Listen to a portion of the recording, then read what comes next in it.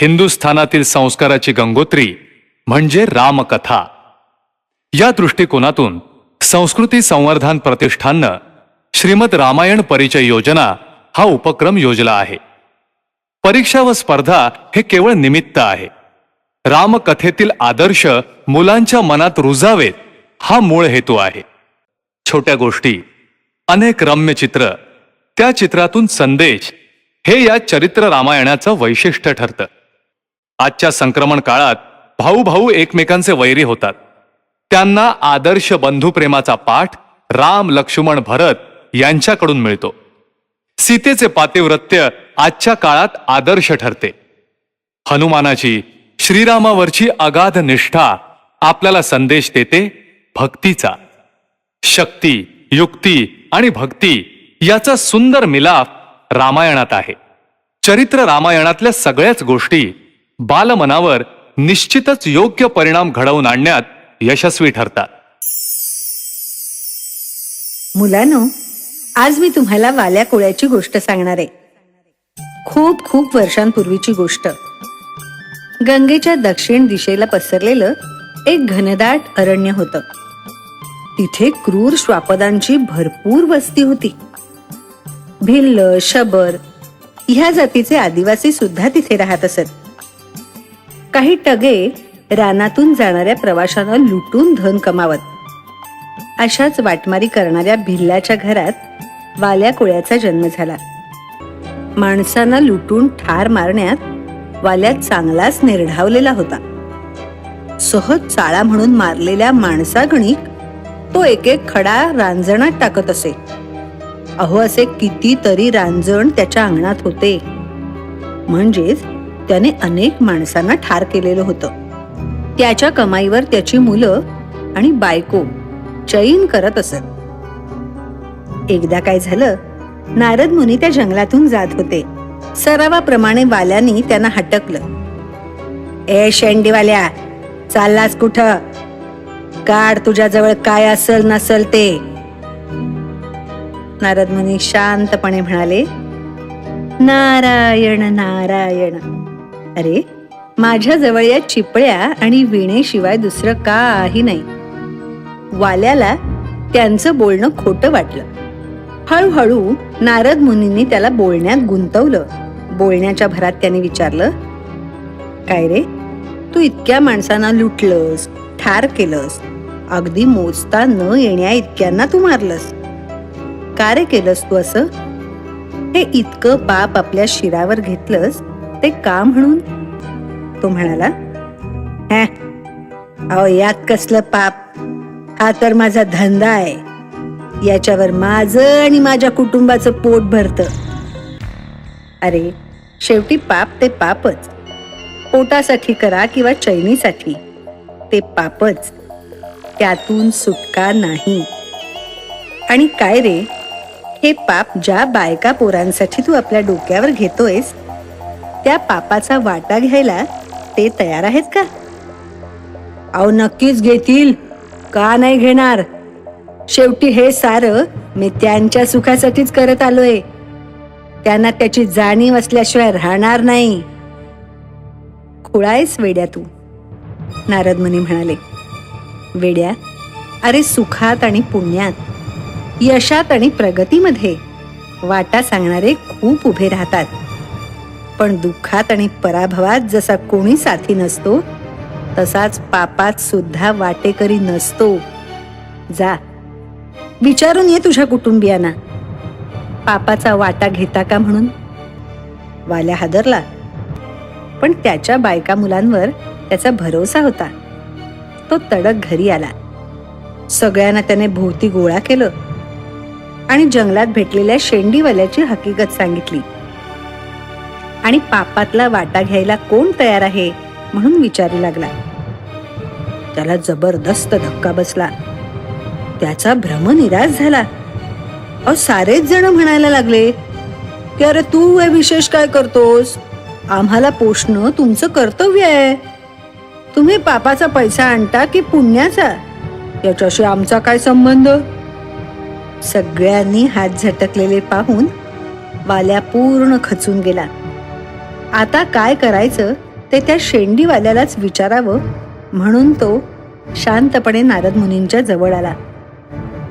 त्याचा पडलेला चेहरा आणि त्याची संथ चाल नारद मुनींना सारं काही सांगून गेली. नारायण नारायण. काय रे, आलास का विचारून? किती जण घेताय तुझ्या पापात वाटा? हात जोडून वाल्या कोळी म्हणाला, महाराज, आपण ज्ञानी आहात. आपण सांगितलं ते खरं आहे. साऱ्यांनी मला एकटं पाडलं. आता यातून मार्ग काय? तुम्हीच मला यातून बाहेर काढा.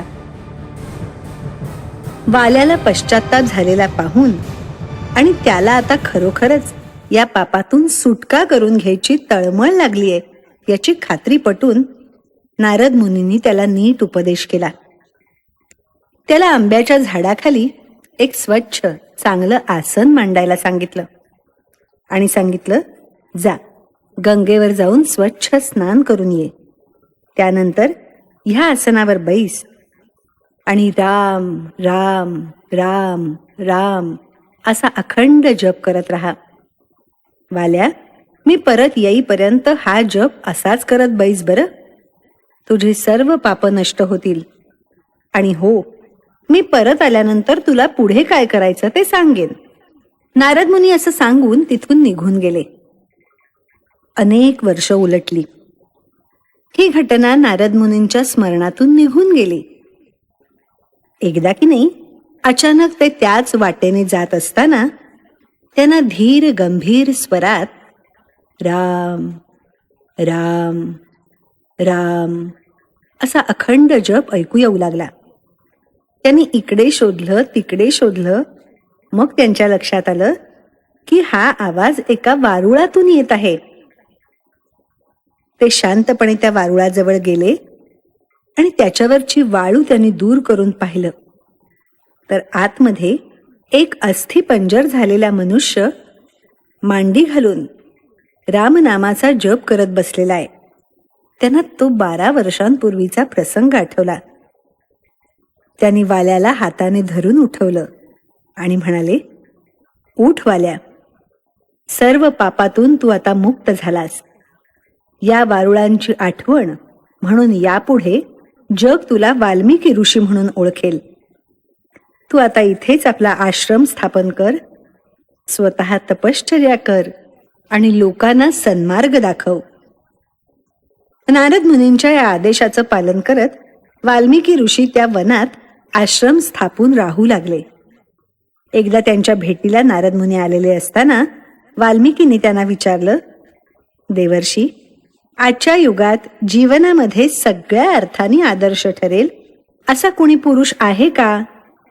नारद मुनींनी त्यांना श्रीराम म्हणून अयोध्येत राज्य करणाऱ्या राजाचं जीवन चरित्र सांगितलं. रामकथा वाल्मिकी ऋषींच्या मनात घर करून बसली. ते सतत त्याचाच विचार करू लागले. एकदा आपल्या शिष्यांबरोबर तमसा नदीवर ते स्नानासाठी गेले होते. तिथे क्रौंच पक्षाची एक जोडी विहार करत होती. तेवढ्यात एका पारध्यानं त्या जोडीतल्या नराला बाण मारला. घायाळ होऊन पडलेला तो पक्षी आणि तिथे त्याची मादी आक्रोश करत असल्याचं दृश्य त्यांनी पाहिलं. दुःख आणि संताप यामुळे त्यांच्या तोंडून शापवाणी बाहेर पडली. अनवधानानं शापवाणी छंदोबद्ध होऊन बाहेर पडली. मुलानो, काव्य रूपाने बाहेर पडली. पण लगेच आपण शाप दिल्याचं त्यांना वाईटही वाटू लागलं. तेवढ्यात त्यांच्या समोर ब्रह्मदेव प्रगट झाले. ते म्हणाले, हे महर्षी, आता आपण जो छंद उच्चारला तो अनुष्ठुप छंद म्हणून प्रसिद्ध होईल. नारदानं सांगितलेली रामकथा याच छंदात सर्गबद्ध करून तिचा जनमानसात प्रसार करावा. ब्रह्मदेवाच्या आदेशाप्रमाणे त्यांनी श्रीमद रामायण हे आद्य महाकाव्य रचलं. एका अत्यंत महान राजाचा तशाच महान तपस्वी विभूतीने रचलेला हा काव्यमय इतिहास अतिशय उदात्त आहे, महान आहे. स्वतः ब्रह्मदेवानी ते महाकाव्य ऐकून त्याला आशीर्वाद दिला आहे.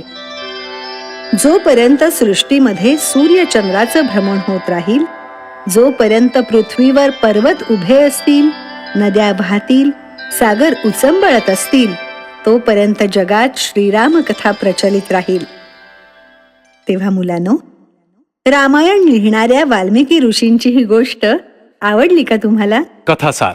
संस्कारहीन माणूस कोणतंही पापकर्म करण्यास कचरत नाही, पण त्याला योग्य व्यक्तीकडून योग्य मार्गदर्शन मिळालं, स्वतःची चूक उमगली आणि अपकृत्यांचा मनापासून पश्चाताप झाला तर माणूस सन्मार्गाला लागू शकतो. दृढनिश्चय, पराकोटीचे श्रम आणि चिकाटी यांच्या योगानं महान पदाला पोचू शकतो. त्याच्या हातून महान आणि उदात्त कार्य होऊ शकतं. याचं महर्षी वाल्मिकींचं जीवन हे आदर्श उदाहरण आहे. रामायण उदात्त आहे कारण त्याचा नायक उदात्त आहे, परिवर्तनाचा आदर्श आहे. श्रीमद रामायणामध्ये जे गुण प्रकट केलेले आहेत ते हजारो वर्षे उलटली तरी मानवी जीवनाचे आदर्श आहेत. शास्त्रीय प्रगती, तांत्रिक प्रगती कितीही हो, मनुष्य हा अखेर मनुष्य आहे. त्याचे भाव, भावना, राग, लोभ, आनंद, दुःख, आशा, आकांक्षा, वासना, वृत्ती, प्रवृत्ती साऱ्या जशा तेव्हा होत्या तशाच आज सुद्धा आहेत. तितक्याच तीव्र, तितक्याच उत्कट. म्हणूनच मानवाच्या सृजनाचा विचार करणाऱ्याला रामायणाचा विचार करावाच लागतो. भारतीय मन त्यापासून दूर जाऊ शकत नाही. म्हणूनच जर जीवनात निरनिराळ्या मानवी संबंधांमध्ये, उदाहरणार्थ पिता पुत्र, भाऊ मित्र, शिष्य गुरु, राजकारणी, समाजकारणी, योद्धा, न्यायदाता कोणीही म्हणून यशस्वी व्हायचं असेल तर श्रीमद रामायणाचा व त्यात प्रगट झालेल्या गुणांचा परिचय प्रत्येक मानवाला अनिवार्य आहे.